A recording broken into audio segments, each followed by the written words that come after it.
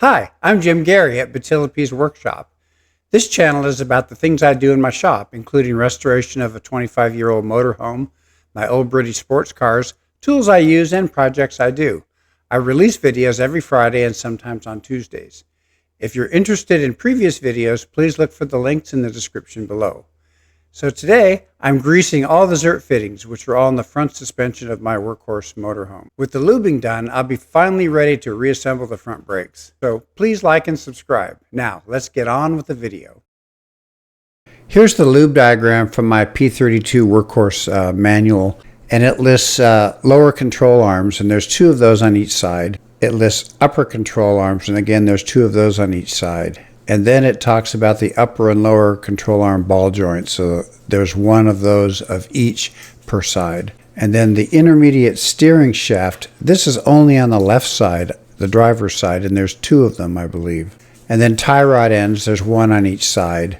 Then it lists something called steering gear. And steering gear, I think, is the pivot shaft assembly. And I believe there's two fittings on those per side. But you'll see as we go into this video. Everything listed as not doing today are things that they consider lube, and they are, of course, but they're not Zert fittings, so I'm not going to be doing those today. To me, the most important thing is just to make sure you know what you're looking for and that you've identified all the Zert fittings that you need to put grease into. It'd be really bad to miss a few, especially in something this old that who knows when it was last greased. A few years ago, I was doing a lot of caulking, especially when I was doing the roof of the RV, but all around the RV, a lot of caulking. And I got tired of kind of hand pumping the caulk gun all the time. So I bought a Ryobi electric one, cordless, and it was so nice. So when I was getting around to doing the lube points on the motorhome, I thought, well, why don't I get the Ryobi electric grease gun? And I realized it's a splurge. But here it is, and I've already opened it, but here it is, it's back in this box. So it's the Ryobi 1 Plus 18-volt cordless grease gun. So here it is. Take it out of the box. And it looks like all I need to do is put some grease in it. So I've got some Napa. I went to Napa. And I was actually going for wheel bearing grease. And turns out they've now combined wheel bearing grease and chassis grease. It's funny, when I was younger, wheel bearing grease was a totally different animal than chassis grease. But apparently they've combined them because I could not find anything separate. So I'm going to use this grease both on my wheel bearings later on, but also, of course, on the chassis grease points. This little puppy's heavy enough already, so I'm going to use a smaller battery because I don't think I'm going to be using it for extended periods of time right now. So you remove this by just unscrewing the whole tube. And then what you can see is there's a handle here, and you have to pull this handle all the way out and lock it to that little side slot there, so that keeps it from going back in. Then remove the cap. It goes in this way. You can try to put it in this way, but it doesn't go that way. It just goes all the way in like that. And then you pop off this cap, like a cat food can, and then the whole thing just screws back in. So got it in there, and now I can release this plunger and just let the plunger go. Let's see if we can get some grease to come out.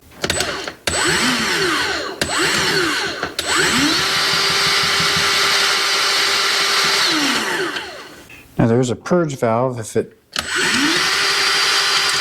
There it goes. Okay, so it's going. So that's how fast it comes out. That's pretty cool. So let's go out and do some lubing. So Quinn decided to come help me do the greasing, so that's nice of him. I know from my previous experience with old British sports cars, and old cars had a lot of lube points, and it's really important to go through them methodically and not miss any. So that's what we're going to start with. So this is the lower control arm, so we're going to do that first. And this is the kind of the front side.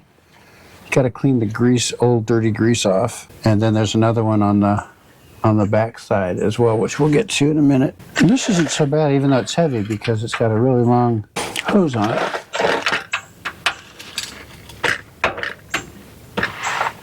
So it's on. I can see it pouring out the back. That's all the old grease coming out. Getting these fittings on is kind of tricky in a way because you gotta put them on at an angle. So that's this front one. There's one in the back we'll get to. And the second one is the upper control arm. That's up here. So the upper control arm fittings here. Again, I'll clean off the grease. So here's the upper control arm nipple. It's right there. There, that's on. And I saw some grease dripping out the back, so I guess that's good. And there's another joint right here, so I get to get that one. So I've got it in there. There comes the grease out. So I'm going to wipe off that excess grease and then we'll move on to the next. Plenty of grease was going in, so I think it was just going into the rubber boot. There's a rubber boot around it up here, so that rubber boot there is probably where all that grease is going, but I definitely saw the handle dropping, so I think we're good. So the next is going to be this rear arm fitting.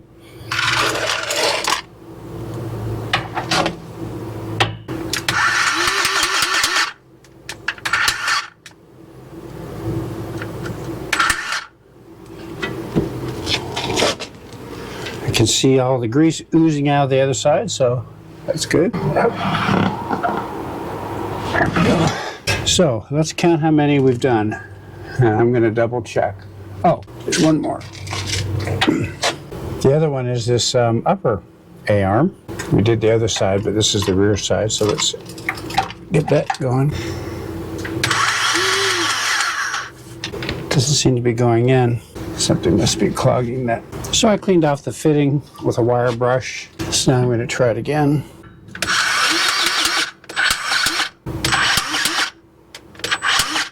There it goes. I can see it coming out the back. So if you look in the back, yeah, you can see that grease back there, just below that big bolt that's sitting there. Good. Wipe off the excess. So let's count the number we've done and we'll go back in and check on the diagram, make sure that included all the ones we expected over here. So I've got the one up here, I've got the one back there, that's 2. I've got the one under here, the ball joint, lower ball joint, that's 3. I've got the upper ball joint up here, that's 4. I've got this steering arm, that's 5. I've got this upper A-frame, that's 6.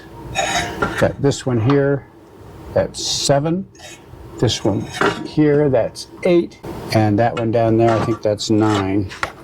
And then I'm going to count them again off camera and make sure that's right. We're on the left side, so the driver's side, to do the lubing. I've got to make sure I do them all correctly and don't forget any. And you got to clean off each one before you start. And I've got a wire brush, paper towels, and I even have a screwdriver just in case I need to chip something off. So I'm going to go through and just clean the first few I'm going to do. So the one under here is for the lower ball joint, and that's brand new because I just put in that ball joint. So that one's good. Up here, the upper ball joint, I'm going to clean that off. And then you should be able to see over here, here's the upper arm joints. I'm gonna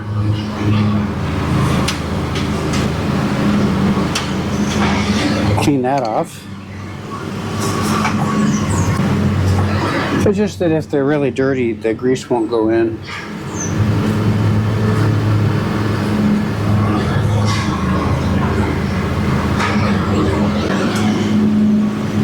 A few more to clean here.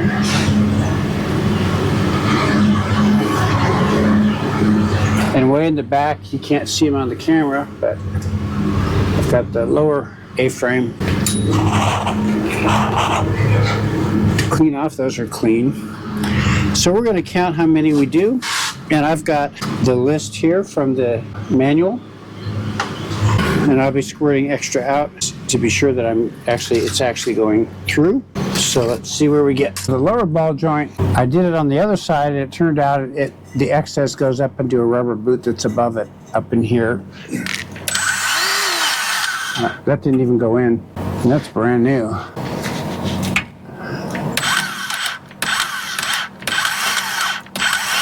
There, now it's going.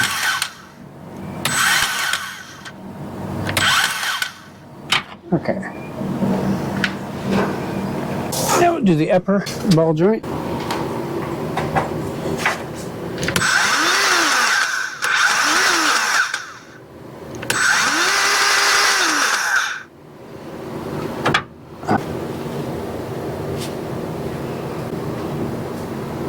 There's some old grease, but I'm not seeing any new grease coming out from underneath.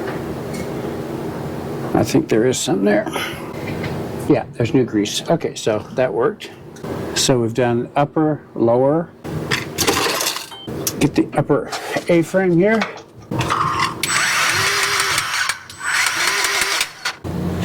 There's fresh grease coming out of there. That's good.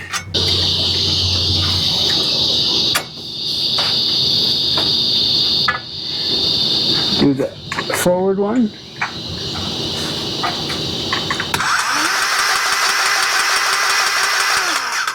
Make sure.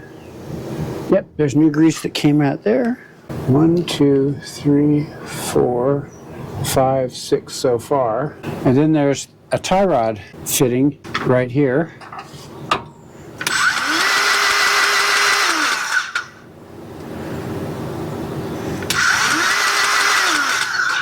There's lots of grease coming out of there. So that's 7. Then this side has some of its own that weren't on the other side. So this is a steering intermediate arm, I believe. Get that cleaned up. And then behind it here, there's this other fitting. It's a part of the steering hinge or something like that. So let's get this in. There, that grease came out. That grease is coming out. So that's 9 so far. And then over here, I think there's one more. There's one more right behind here. Make sure it's clean. Okay, so I got that in there.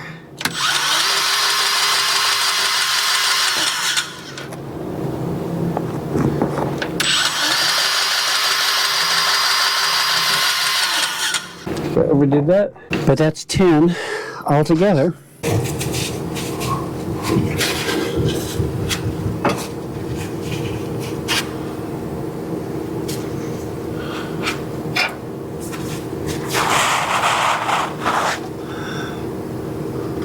Okay, so that's all 10.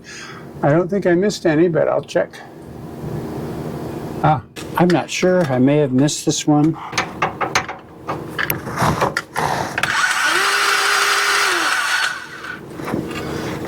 Just in case, doesn't hurt.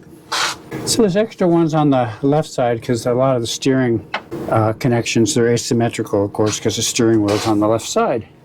But I think we've done it. Well, that about wraps it up. So thanks for watching. If you found this useful, please like and subscribe. Bye.